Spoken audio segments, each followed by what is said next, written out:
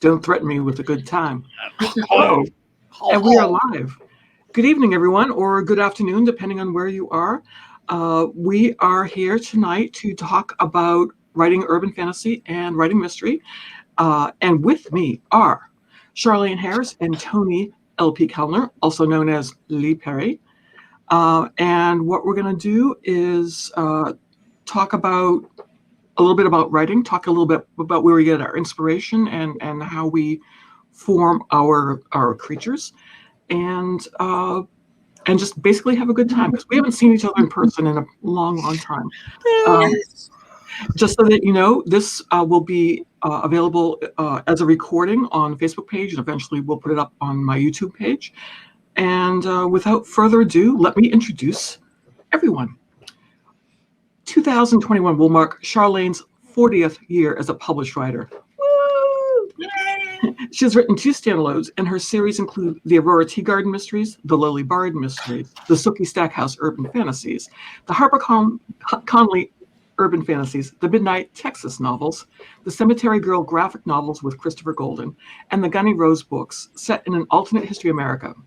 Charlaine has also written many short stories, and together with Toni L.P. Kelner, she has edited several themed anthologies and had great fun. The television series True Blood was based on Charlaine's Sookie Stackhouse novels. Hallmark Movies and Mysteries is still showing a series of movies created about the Aurora Teagarden character, and for 2 seasons, Midnight Texas was on the air. 2 of her other series are currently in production. It won't take you as long for mine. It's okay. You can get your breath. Toni L.P. Kelner is the author of 11 mystery novels, 8 Laura Fleming mysteries, and 3 Where Are They Now mysteries. Both series are available as audiobooks and ebooks. And Kelner is also the author of numerous short stories and co-edits best-selling urban fantasy anthologies with Charlaine Harris.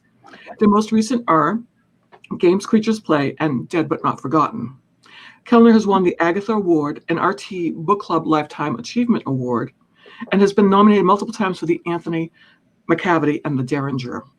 As Lee Perry, she writes the Family Skeleton series for Berkeley Prime Crime. Yeah, we're up to 7 books in that series now, Toni? No, 6. 6. 1 short story. 1 short story. I am Dana Cameron. I write urban fantasy, crime fiction, thriller, traditional mystery, and I'm always drawing from my expertise in archaeology, if not actual speaking. I've won multiple Agatha, Anthony, Macavity Awards, and earned an Edgar Award nomination. And my Emma Fielding mysteries have been optioned and also appear on Hallmark Movies and Mysteries. And my soon-to-be coming out collection of Fangborn short stories, Pandora's Orphans, a Fangborn collection, will be out on July 13th. And that's available for pre-order now. So thank you both for being willing to hang out and yarrow with me tonight. I really appreciate it. Anytime. It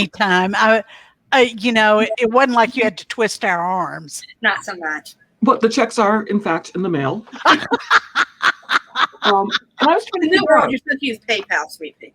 I was trying to figure out how we all met. I think, Toni, you think you knew both of us first. Is that right? Yeah, I think I pulled us all together. I was going to be having lunch with one of you and Dragoon the other. I don't remember which was which. Having lunch with, and brought it in. And then after a riotous conversation involving gerbils and other authors and I don't know what all, the bond was sealed.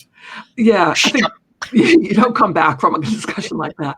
I think you and I got to know each other either at through Systems in Crime New England or MWA, like Kate's Mystery Bookstore. Toni. Sorry about. I think that's right. Sorry about that noise. That was their doorbell. Oh no, it's okay. And then we sort of realized that as we kept meeting up at Malice Domestic, that we actually lived really close to each other and could have lunch once in a while. It did take us an embarrassing amount of time to figure that out. Yeah, I think we ended up finding each other next to each other on the same plane or something heading home. Hey. This is what they call a clue. And then I think you said something to the effect of, you should meet Charlaine. You'd like Charlaine. She'd like you, or something like that. And That was what she told me too, Dana. Allegedly. You should meet Dana. You'd like her. See? Sometimes I can pick them. I said, well, how does she feel about gerbils? I'm going to move right along to the next question and ask you, such naughty people, what was your gateway book or movie to writing mystery? Let's start with mystery. Was there something in particular that said, this is what I want to do? My parents read mysteries. They were both great readers. And they read a lot of probably you don't even know these names, Del Shannon and E.X. Ferrers. Oh, yeah. And also, I went further back and read Mary Roberts Reinhardt and Marjorie Allingham. Mm. And I thought, this is what I like. I could do this. What about you, Toni? I actually it's kind of sideways because I wanted to write science fiction and fantasy, and that's mostly what I read. And I tried to write it, and I just wasn't very good at it. And at one point, I was working on a thing, and I went back working on a piece, and it seemed to have some juice to it. So I thought, well, there's no elves or dwarves. It's not fantasy, and there's no spaceships, so it's not going to be science fiction. I think I'll kill somebody and make it a mystery. But I had read a lot of mysteries growing up, but my father was a huge mystery reader, still is. And he just, I've read his stuff, but that's Daddy's stuff. But then I started realizing how much I had read. Mm-hmm. And I read the Nancy Drews and the Dana Girls, named after Dana, no doubt, books, Bobbsey Twins, going way back. And my father's Alfred Hitchcock magazine sitting around the house. And Mrs. Halifax, I was interested early. And then some point I realized that people other than my father read mysteries when my best friend in elementary school loaned me. And then I guess it was Ten Little Indians was that edition. Mm. But it's now, and then there were none, by Agatha Christie. And that I pulled on all of that when I started to write my own. I thought I should probably read something more modern. Hey, something from this century. Something from this century. How about your gateway to urban fantasy, and particularly werewolves and vampires? Is there a movie or a series or a books or TV show that got you thinking, hey, that? I've been thinking about it, but Laurel K. Hamilton's first book just knocked my socks off. Mm-hmm. Yep. I just thought, this is a different way. This isn't though I love Anne Rice's books, but this was so radically different from her approach. And I thought, this is a little more like something I could do. Mm-hmm. I could never write like Anne Rice, but I can write a book that conveys the energy that I liked so much about Laurel's books. Actually, Laurel was me too. In fact, one of the first longer conversations Charlaine and I had was about Laurel, because we had both discovered her at that point and just loved the book so much. Guilty Pleasure. Guilty Pleasure is the first one. I think that was the first one, yeah. Yeah. Yeah. I mean, I had read a fair amount of horror, and especially a lot of horror comics growing up, and I watched a lot of horror movies. So I think that all snuck in as well. But the first thing I really think of for urban fantasy was Laurel K. Mm-hmm. Yeah, I think for me, mysteries was Nancy Drew and then Encyclopedia Brown. A little bit of Sherlock Holmes later on, because Speckled Band scared the Jesus out of me. I mean, that was who trains a snake? Who trains a snake to go on a mission? That's what I want to know. Exactly. Well, we found out who it was. But then, in terms of mystery, I'm thinking, I want to write that. There's something about seeing The Mousetrap on stage in London when I was small. I traveled with my folks to England, and something about that just really electrified me, because I had read the play, and it was a play and it was a great story, but then you see it acted out and you realize there's so many dimensions when an actor starts reading it, that it really kind of it sort of put mysteries very front and center in my brain. And I was funny because in terms of werewolves, I have to say it's you both who got me thinking about urban fantasy. But one story that really stuck in my mind and really, I think, influenced me in terms of the Fangborn, was Paul Anderson's Operation Chaos and Operation Luna, because it was Steve Matuszek,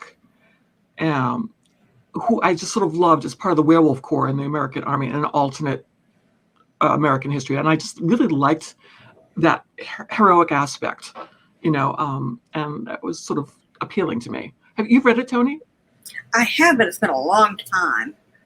Yeah. I know we still got a copy because my husband will not let any Paul Anderson book leave this house unless we have a duplicate. That's not a bad policy. No, it's a good policy. Yeah. Actually, thinking of another one, Robert Heinlein did one kind of urban fantasy short story. And it was, or maybe more of a novella, about, it was a world in which the witches were very much a part of the world. It was business. And when you had to consult somebody, you, of course, found a nice educated witch doctor to help. Was that Incorporated? Yes, thank you. And they end up going to hell, and they're like facing all these demons. And this one demon says, "I'll give you a hand. I'm FBI. I'm undercover." And it was just, I didn't think of it until years later. But yeah, that probably was my first urban fantasy. But it gets you thinking in a lot of different ways when you see it for the first time. Now, you both have always included, you start from traditional mystery, and then you go to urban fantasy. So how do you balance the mystery elements with the fantastic elements? Because not only are you laying clues and setting up a crime and a detective and consequences, but you're also, introducing folks to a new world, a new environment. So how do you manage to juggle that and keep it coherent and keep the story going? Gosh, it just seems kind of a natural blend to me. Instead of having regular people, you have people who used to be people. and people who are only people part of the time. But it just seems to be kind of a natural combination to me, or at least I found it so when I began writing it. Seems to me that, especially in the traditional mystery, there tends to be so much, if not world building, but world explaining. Even if you're setting something, one of the classics in the cozy field is like a bed and breakfast, you still explain how a bed and breakfast works. You still explain the town's history.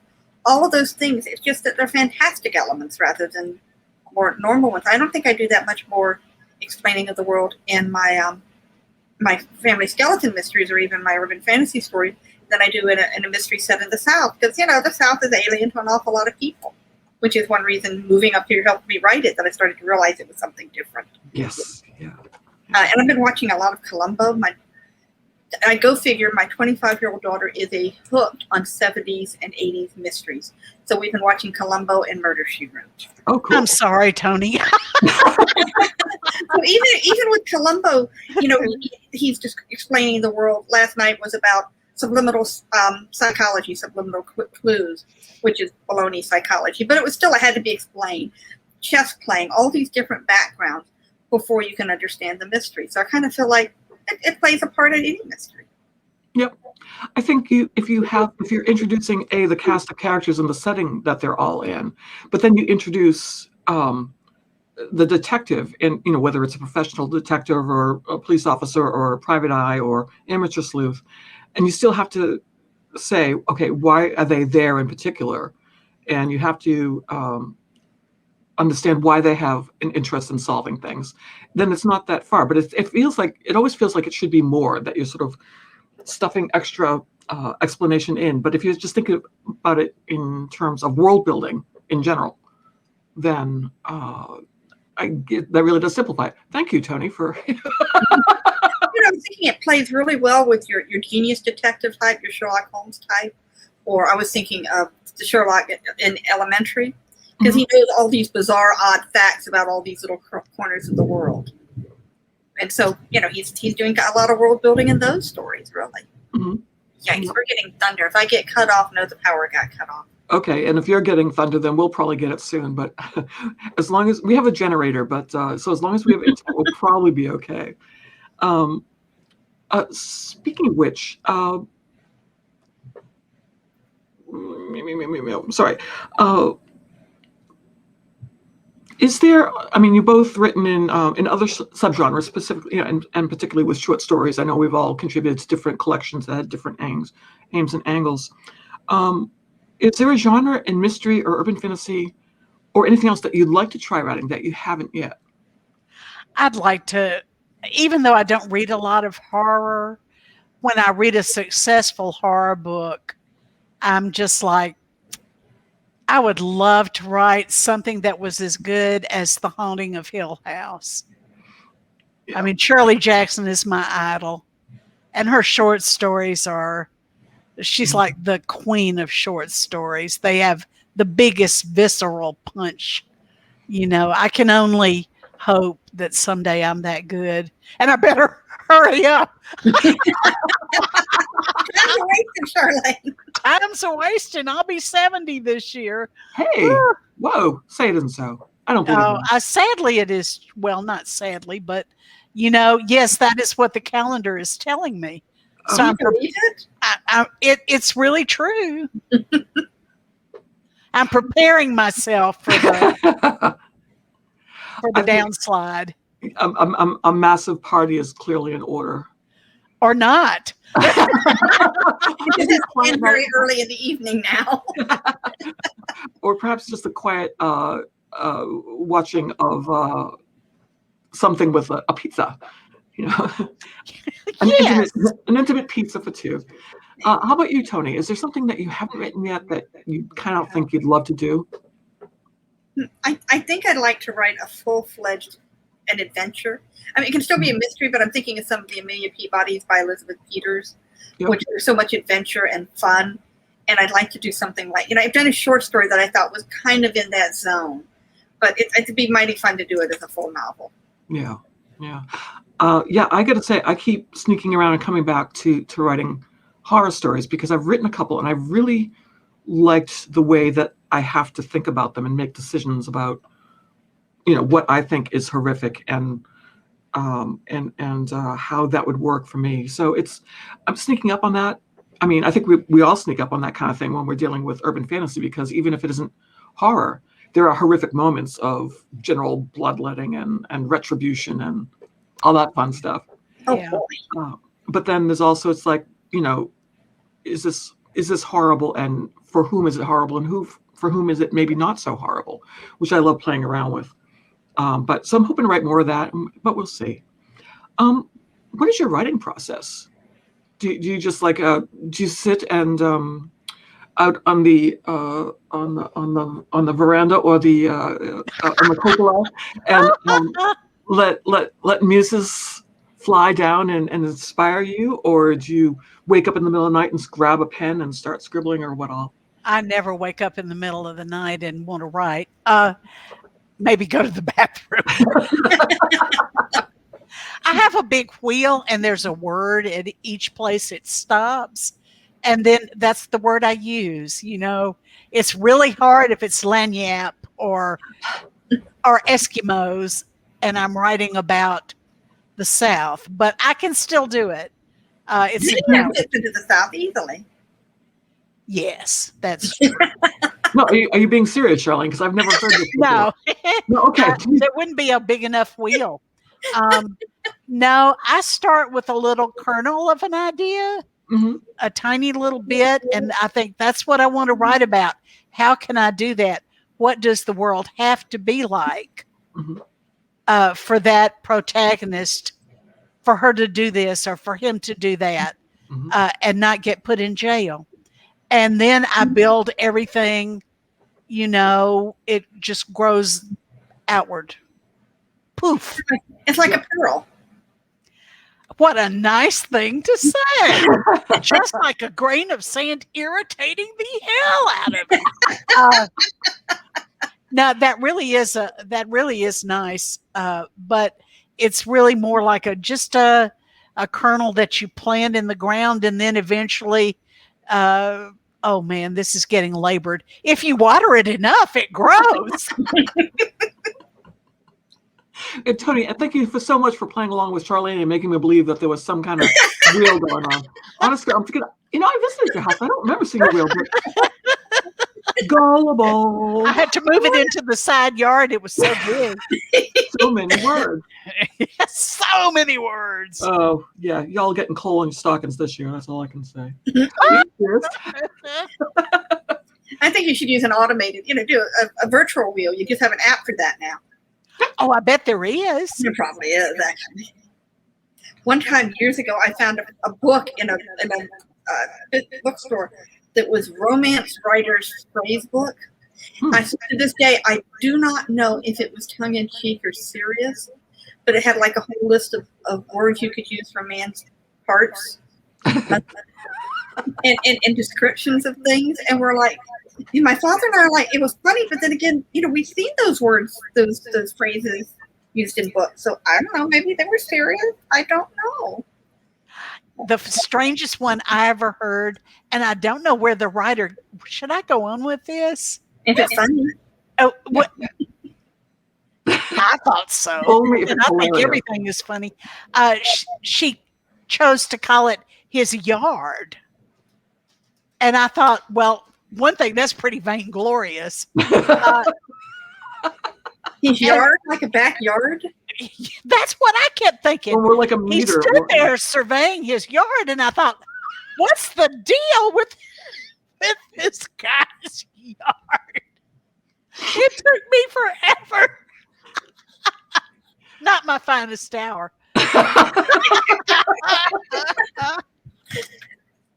The yard arm has a whole new meaning.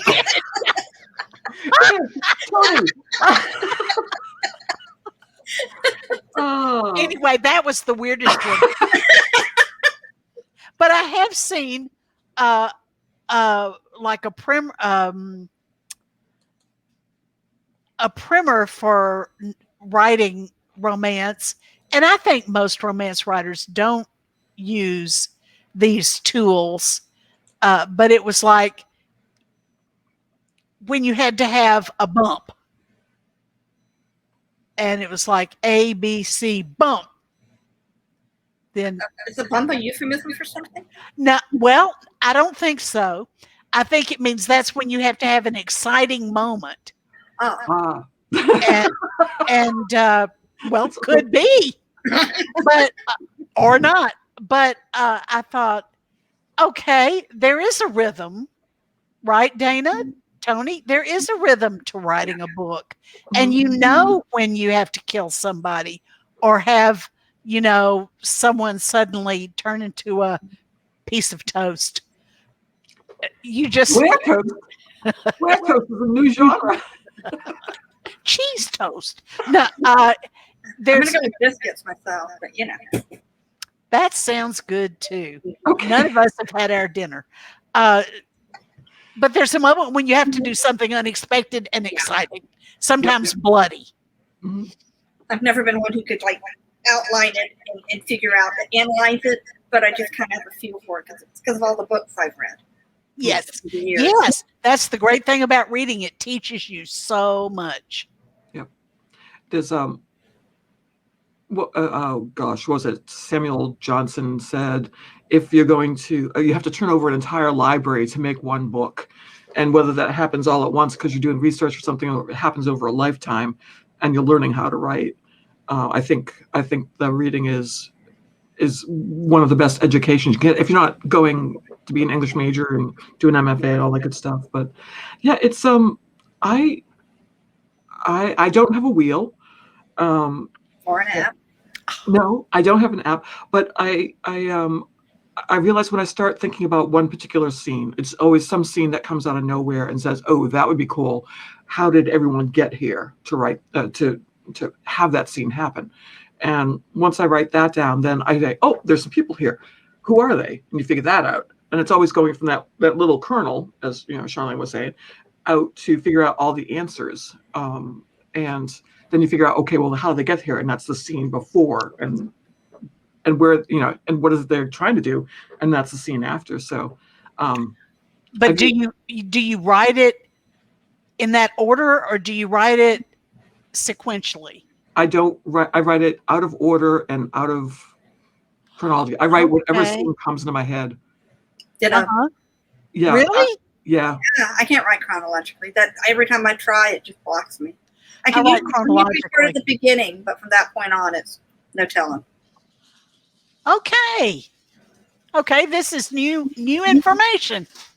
So you write it from the beginning to the end, then, Charlaine? I do. Huh.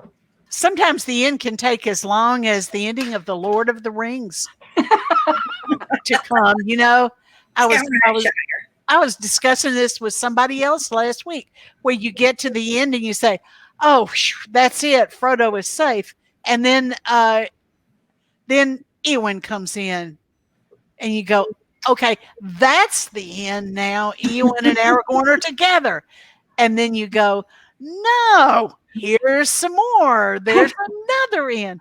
So sometimes it takes me a day of writing where I'm continuously saying, "Was that the last sentence?" No, they're still talking. It's funny, Toni. I sort of knew that we had the same process, but you've been to Gen Con Yes. a couple times.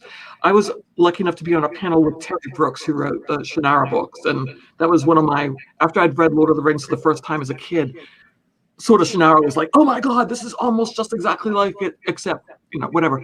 And so I was sitting with him on a panel with some other fantastic folks, and they were talking. He starts at the beginning, and he writes it straight through the end. And I said, "Oh, that's interesting, because I just write it out of order as it comes to me." And he turns around and says, "You're the kind of writer who terrifies me." And I'm like, I would treasure that forever, Dana. Yeah. I'm going to get a That's your tattoo. cover quote from now on. If you get a horror novel or collection out, that's what you put on the cover.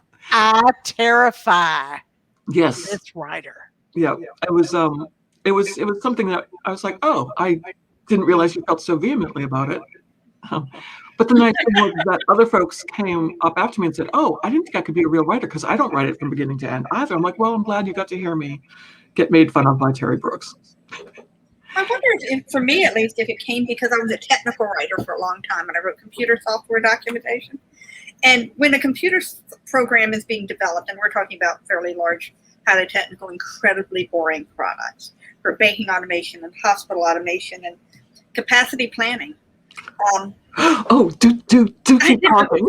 I'm getting all excited. But they don't develop in orders. They're like, okay, this is the only feature that's working. And you can't wait till they're done with the whole product to document it, because as soon as they're done, they're shipping that sucker out. So it's like, okay, I'm going to write this piece because that's what's working right now. And this is what that's working. So writing back and forth in time doesn't bother me at all. I like it better. Because if I get stuck on a spot, I don't care. I'll just write something else. Mm-hmm. We've been talking about writing.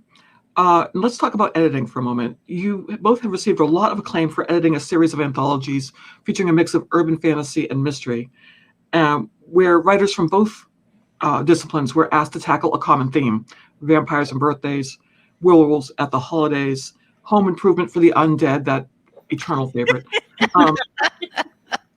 How does your editorial process work? And what was the most satisfying or the most difficult part of that process in working together?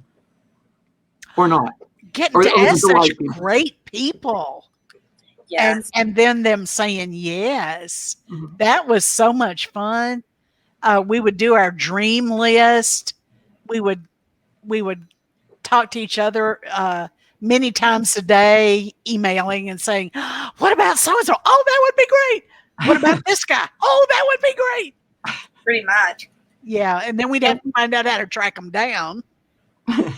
Which is a lot easier than it used to be, I suppose. And then we'd start getting, we send out our letters and we start getting the letters back. And they wouldn't be all acceptances, but enough of them would be. It was just, I still get excited. We were pulling up some paperwork together for we just re-released the first 3 of our anthologies as audiobooks from Tantor. And so we've been, having to do paperwork for all those contributors. And I still get a kick out of getting email from them. And one of them, Ailey Martinez, who had a story in Death, Sex, and Vacation, happens to be one of my daughter Valerie's favorite authors. So I was going out the door and I said, well, I'm going to go out and pick up dinner. And by the way, I just got an email from Ailey Martinez. Bye, Val, just for fun. I can get the occasional cool point with it. I told Lee that. He was like, seriously? Like, so excited. So that was the fun. I think our process was we would take turns. Like if we got a story in, Charlaine would read it first and put her edit, send it to me. And then the next story, I would read it first and send it to her. I don't think we would catch things the other one didn't catch, but I don't think we disagreed on points very often. Not often. It was, for me, a dream job with a dream co-editor. And some of the stories were just so good. I would think I'm learning so much while I'm doing it. And it taught me a lot about editing too. Yeah. Toni was always a better editor than me. So I felt like I was learning from several different directions at one time. And it was really a happy, happy time. It really was. I miss doing those because they were so much fun. And some of the stories we get some from huge name authors who would say, do whatever you have to. They were easy to edit. We get stories from people who were lesser known who wouldn't let us touch a word. We get stories that we didn't need to touch a word. I'm thinking of Iphigenia and Aulus by Mike Carey, which ended up being nominated for an Edgar of all things, and then got expanded into a novel, which was then made into a movie and a sequel. And it pretty much came in the way it was just done. It was perfect. The girl with all the gifts. Yeah. That's what it became. Oof. It was just you just couldn't deny the excellence of it. And there were other stories that came in that were almost as memorable or as memorable, like Chris Goldenwin's about the owls. Yes. That was scary. Lyrical writing he did on that one. Yeah. And I still think Charlaine's own story, the one that it for Dracula's birthday, was one of my favorites. That was in Many Bloody Returns. I just thought that story was so sweet. You. I love that story. And of course, Dana Cameron's The Night Things Changed. The Night Things Changed. I was so delighted and amazed that you all invited me to do that. And, it literally changed my life, I had no intention of writing urban fantasy. I'm like, werewolves, Shaw, I deal in facts, having written 6 novels. But, you were very kind about hearing me tell the story. It's like, I was so excited when you asked me. And I go running into my office. I'm like, okay, we're going to tackle all the werewolf books I have now, do the research. And of course, I didn't have any at the time, and I'm like thinking, oh my God, what's the canon for werewolves? Or whose werewolves do I use? Or what am I supposed to do? I have no reference books to start with. I have, and it took me, I'm like, I don't want to let you guys down. You're friends and you're awesome writers. And this is a chance for me to do something different. And I'm like, it took me 20 minutes of sweating and just not quite crying, but it was close. I'm like, wait, I don't know if you remember the movie Time Bandits, where one of the characters is being possessed and says, I think I have an idea forming in my brain. And it was one of those things that's like, you hear the gears turning ever so creakily. And I'm like, wait, I can make this up. And it was like, I'm like, you jackass, you've written 6 novels. I mean, come on. Little furry cherubs floating around. Oh. We weren't worried at all, Dana. Oh, you're so... I mean, Toni emailed me and she said, I think Dana's really worried about this. Said, why would she be worried? Dana's a good writer. I'm really excited about seeing what she's going to do. And then we were both confident you would come up with a really good story, and you sure did. Thank you. Thank you. Yep. I had a blast writing that, and that's what led me to writing more Fangborn short stories and led me to whole novels and the whole verse. So I thank you again, because not only did the collections give me a lot of reading pleasure, but they gave me a lot of writing pleasure too. Oh, yeah. Inviting you was one of the no-brainer decisions. I remember we had met with Marty Greenberg, who ran Techno Books, and we had done Many Bloody Returns, and he said, I thought maybe we'd do another one. I thought, well, that would be interesting. We had this nice little dinner or brunch or something with him. He was like, well, it's great talking to you. We'll be in touch. We get in the elevator and we start, Dana, yes, Dana. And that was how we decided after much deliberation. after much careful thought and pondering. Yes, at least 20 seconds. No. You can't rush into these things. Thank you. As we've said before, that you were all the fangy godmothers of the Fangborn. So, what's the best piece of advice you have for a beginning writer? Now, Toni and I differ on this because I always say that if you're going to be a writer, you've got to have, excuse me, talent. You got to have talent. And Toni believes, Toni, express your belief rather than have me. I believe that, yes, you do have to have talent. That I don't disagree on. The thing is nobody knows. Is you don't know until you've tried. And you don't know until you've tried a long time. You could be an amazing writer, but not until after 10 years of work. There's a scene in the movie All That Jazz, which is about dancing.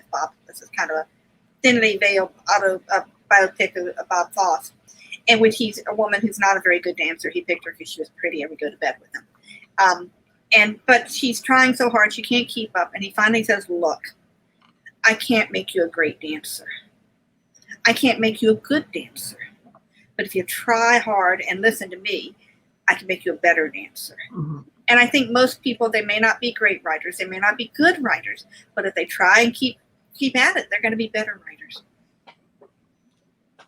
I think that's a tough question, is of talent and versus, or in addition to, or alongside of craft, or putting, applying butt to chair in front of keyboard, or, or in coffee shop, or wherever one does write. It's always seemed to me like jumping off a cliff. It's like you don't know what's going to happen. You're just going to throw yourself off the cliff, and sometimes there's a nice soft spot over here, or you learn how to fall in a better, more constructive way. Yeah. Yeah. And sometimes you go splat. It's you have to put your butt in the chair. You have to have read a lot. Definitely. Yep. I do not trust writers who say they don't read. No, then why would they be writing? Why would they not read? I mean, well, there is that. What do people do if they don't read? I have never understood that. I never have. Anyway, and you have to finish. Yeah, that's so many writers have said, oh, I started a book. And I said, oh, great. But then I had another idea for a different book. So I started a different book. And I'm going, nope. Oh, shut up, Colt. You never have written a book. What book did he write? The Book of Colt. You have to finish. You have to dance with the one that brung you. I remember being in line for the post office at around Christmas time. And you know how it is. I mean, there's people going out the door. Everyone's like pressed for time. Everyone's like full of holiday cheer. Not. And I was sending, this is back in the bad old days when you sent things, in a manuscript through the post. And someone says, hey, that's a publisher's name. Are you a writer? How do I start to write a book? And there's like 1,700 people behind me. And I'm like, really? I'm like, write something that makes you angry or feel emotional, and then finish it, and then look for really, really good criticism. And every time you find criticism that isn't just like your mom telling you, oh, this is lovely, I think you're just fabulous, but this worked for me and I wasn't sure about that. I mean, and if your mom could do that, God bless, that's cool. But finish it first. And I'm like, I have never spoken so fast in my life, because I really wanted to give them the information, because I really love doing that. But on the other hand, this was a place of business at the holidays, and werewolves were coming out to get me and weren't thrilled. When I took a manuscript to a post office and it wasn't that busy, that makes a difference. Because it was near where my work was, I would take the manuscripts off during lunchtime. And a guy saw, this is a publisher's thing. I said, well, yes, I'm mailing off a manuscript. He goes, and I think I might have been published by that point. I'm not certain. He said, do you take requests? For who to kill? Oh. Yes, I can do that. I can make that happen. I can definitely make that happen. It's always interesting when folks say, hey, I have an idea. Let's split the profit. I'll give you the idea. You'll write it down. And then we'll And- both be poor. and frustrated. And I sometimes, now not with Charlaine and I doing the anthologies, but it seems to me that most people who write books together, it sounds like twice the work for half the money. I don't get it. Yeah. I mean, it depends. I mean, if you're good friends, like, hey, we could totally do this. That's one thing. And you're both writers. If it's someone random up on the street saying, hey, how about this? I'll make you this business deal. And it's like, no, thank you. I'm good. Adios, amigo. Yeah. That's I swear to God, this was long before I was published. I had sat flat in the chair, but had not finished anything. So I haven't even gotten to the basics yet. And I was at a party, and a woman I knew not that well was telling me that she was clearly hinting for me to help her with her manuscript, which was a Star Trek tie-in novel.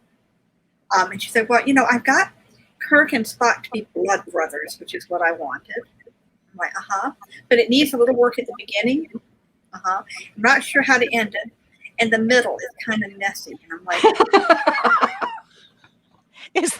is there anything she likes at all beyond that scene where they're blood brothers? Apparently not. And I'm just like, unfortunately, a friend of mine said, Toni, what else has been going on? And basically dragging me away from the conversation to rescue me, for which I will be forever grateful. like, I think there's some kind of hot cheese over there.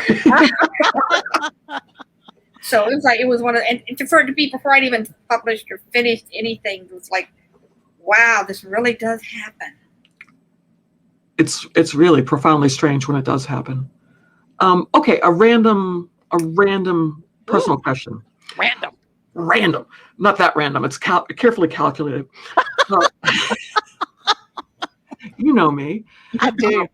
In my last conversation on writing history and mystery, I had Laurie King and Naomi Hirahara and S.J. Roseanne, my evil twin. We're all chatting about that. And Laurie recently wrote on her, it was either a blog or Facebook page, I think, she said that she has a real world superpower, and that's being able to fold fitted sheets. I admire her so greatly. Fold. Fitted sheets, the ones with the elastic that go on the back. You said feta cheese. I really thought, wow, that's rare. I really do need hearing aids. Hey, I just ordered new ones today. I'll tell you about them later. Good. Seriously. So besides folding feta cheese, do you have a real world superpower? I can find 4-leaf clovers. What? I have found hundreds of 4-leaf clover. And 5-leaf and occasionally 6-leaf, but not as often. It is a useless superpower. I both shared that. I guess it's some kind of a pattern matching visual thing. But it was one of those weird things my mother and I used to do. Is she'd do a little gardening, and we'd talk, and we'd wander through the yard looking for 4-leaf clovers together, and we'd both come back with a handful of them. Get out of here! That's crazy pants. It's not useful. I'm in awe, not in doubt. I'm in. But yeah. Not me. I don't have a superpower. You do, I'm sure you do. My daughter-in-law watched me folding sheets one time, and she said, "Char, let me do that."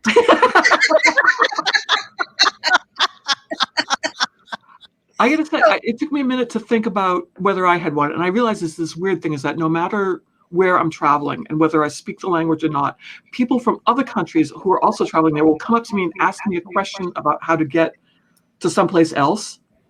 Which I'm like, is it that I look mostly harmless? I think it is. You look knowledgeable. I think you're knowledgeable. I would go with that. I don't look dangerous. But usually I have an answer because I usually, you know me. I've got the maps and the guidebooks and the. But I always think that's hysterically funny because they won't come up to James. They won't go to other people. But for some reason, I look like I probably won't bite them, which is unfortunate because I think I might bite them sometime. Well, if it's a superpower, people like to tell me all about their lives. You could be even when I don't want to. I mean, usually I'm interested in their story. Who is not? That's the writer's raw material.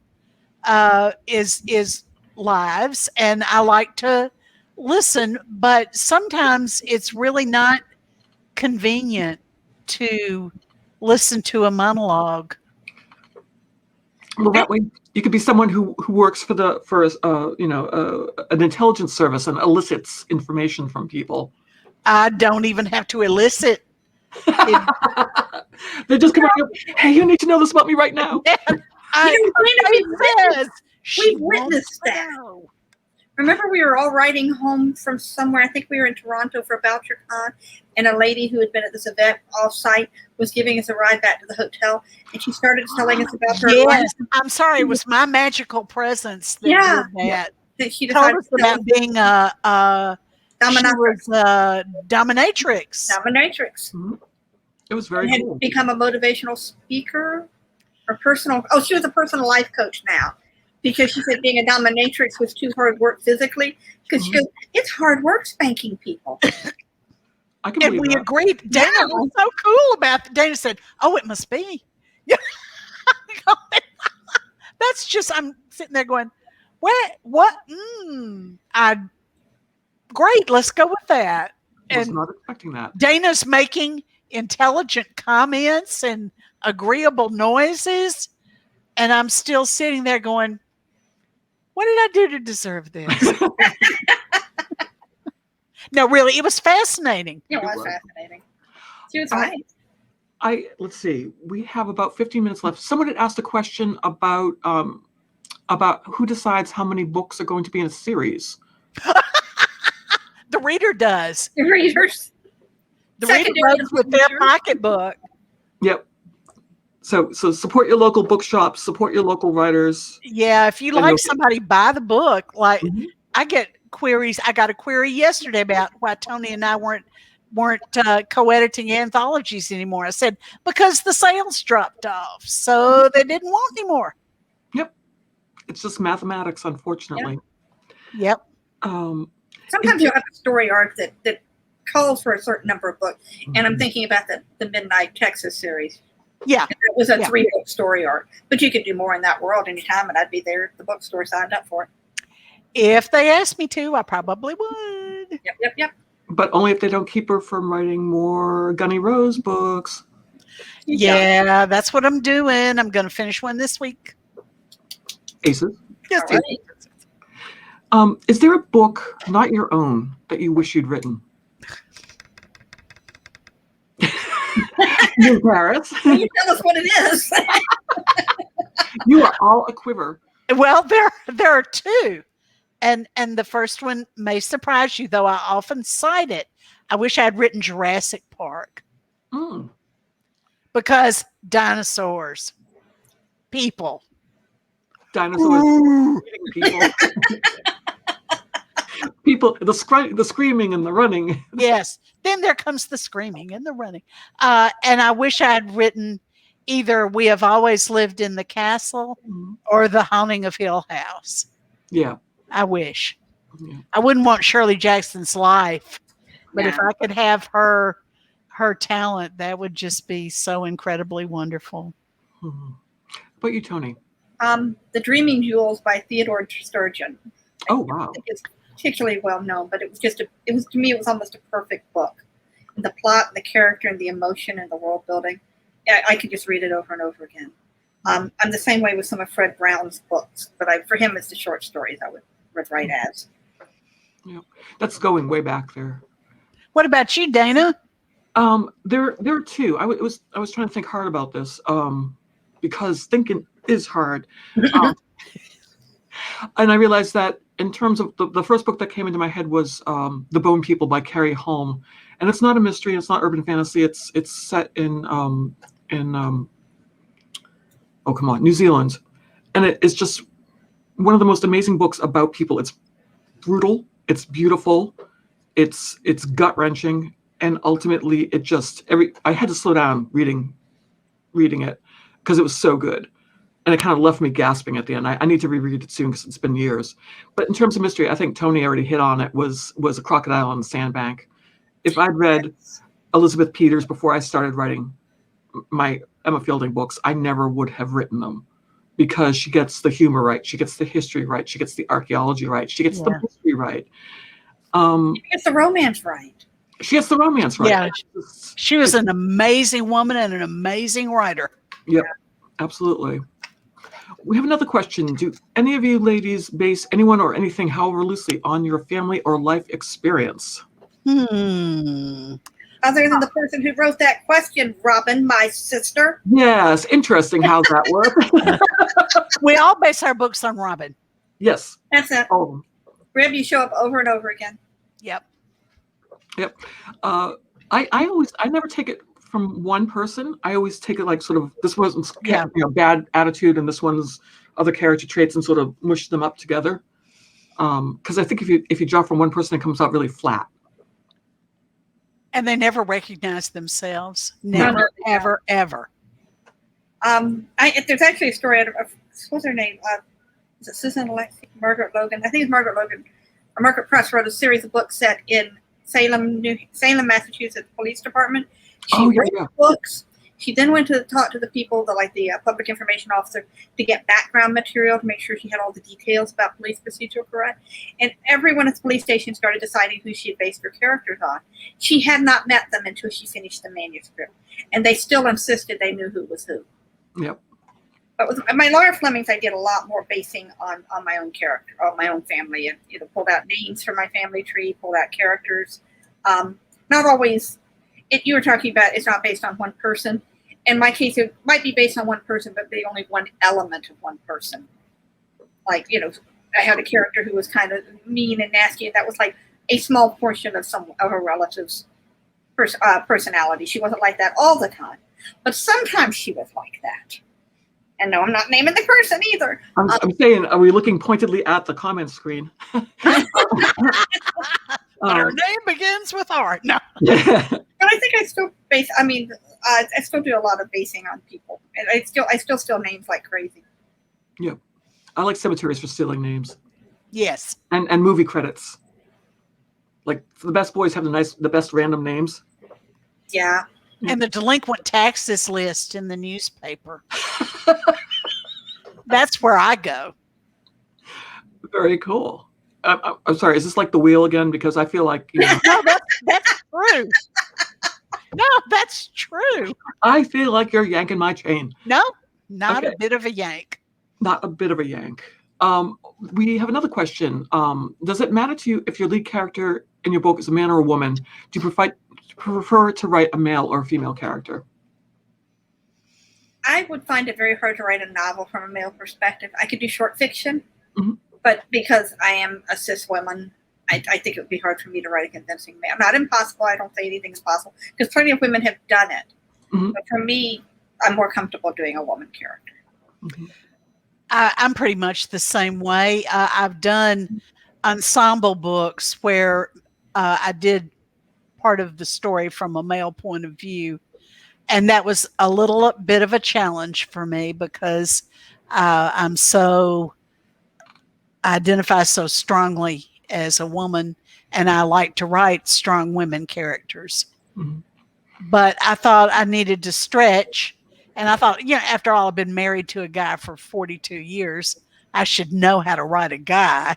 Right? At least one. At least one. It's funny. It usually occurs to me right away whether the point of view character is male or female. But it's almost always, I'm always going to write a woman for my novels just because there's a lot of things I want to say about women and culture and history and power and everything else. And that's just the best way of doing it for me. And then, those are the books I want to read too. I want to read about women of every shape and size and demeanor and education and interests and everything else, like figuring out how to solve their way in this world, how to find their way and be powerful. So that's where my preference is in terms of that. It's but every once in a while, like Jerry Steuben was a surprise to me, my first werewolf story. But he's very vivid too. He is. He just sounded a lot like the people I grew up with. He sounded a lot like me. And so it was, I think that worked a lot. And then, I run it past my husband who knows something about that, being a man, being a guy on the North Shore. I do tend to picture James when reading about Jerry Steuben. You do? I do, just a little. Oh, funny. I always No, that never occurred to me. That's interesting. Oh, sorry. I'm like, oh, going place now. Let me think about that for a while. No, it's funny. I always think of John Krasinski from The Office and other things that he's been doing lately. He's the new not Jack Reacher, not Jason Bourne. It's a series on. No, he's the other guy. He's the other one. The other one that begins with J. Yes. God, Hunt for Red Well, October. neither of us are thinking of it either. No, but I know who you mean. Jack Ryan. Jack Ryan. Jack Ryan. Yes. Ha, the old woman comes up with it. Well done, you. There is much we can learn from our elders, people. I was calling you an elder, Charlaine. I'm bad. That's okay. I just wanted to throw in here, if you see me twitching and wriggling and scratching my back, the dogs are coming in and out of the dog door, and there are mosquitoes coming in with them. Boo. Oh, how kind. Yeah. I was going to say, like, the dogs were, like, smacking you in the back of the head. Hey, Ma. They're biting my feet even as we talk. No. They just let in mosquitoes. Bad dogs. Do you write with a certain target audience in mind, or you just write what comes to you and pleases you? I guess myself. I mean, stuff I would want to read. Yeah. Yeah. I think if you write for a fictional audience, you'll always get it wrong. Because if I please myself, I figure I'm going to please at least a percentage of readers. I put in elements for particular people, and this is I guess trying to put in some representation in my books. In one of my books, I had someone refer to, it was one of the family skeleton books, and the main character says something about, I didn't know she had a boyfriend or a girlfriend, allowing for the, not particularly controversial idea that someone might be gay or bi. And so got a note from a young person who was so excited to find that kind of a reference in a traditional cozy. And I thought, I should be careful about that. I should put in more. So I've been more careful not to shovel it in, not just to make it into a polemic, because that's not what I'm writing, but just to kind of put those more references in that for representation.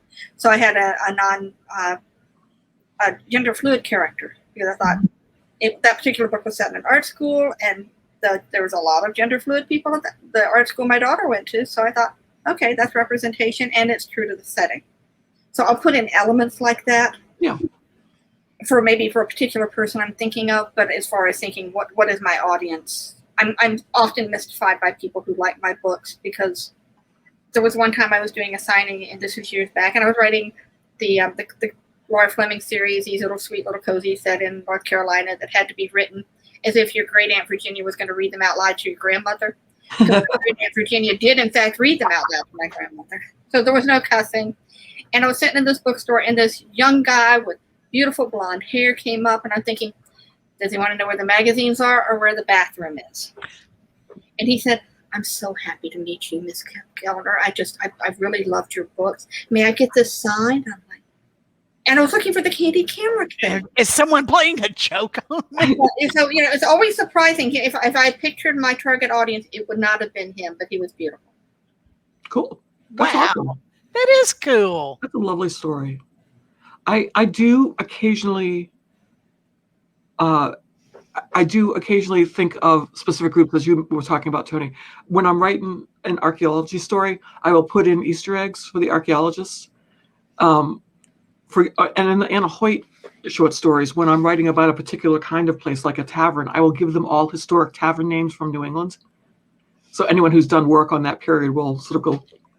But that's sort of an Easter eggy thing. It's not. I got that joke. I got that reference. Yeah, and no one's ever admitted to me that they got it, so I think I'm just amusing myself, basically. But that's fine. Hey, that's legitimate. I take my giggles where I can get them. Yes. I'm going to tell you all about an unexpected Easter egg. That's not a company I was working at, but one of the tech writers I worked with said she was working at a company, and they were doing a documentation that involved having sample reports with names in it. And you can't use real client names or customer reports. You have to fake names. So he had put in fake names and all of this. And it was a couple of years later that someone finally confessed to recognizing the names. They were all porno stars. But but no one who recognized them wanted to admit knowing they were. And the guy who put them in knew. He was figuring no one's gonna. So apparently, I don't know how many editions went out with this. That's pretty subtle. But no one was gonna admit it. Oh man. That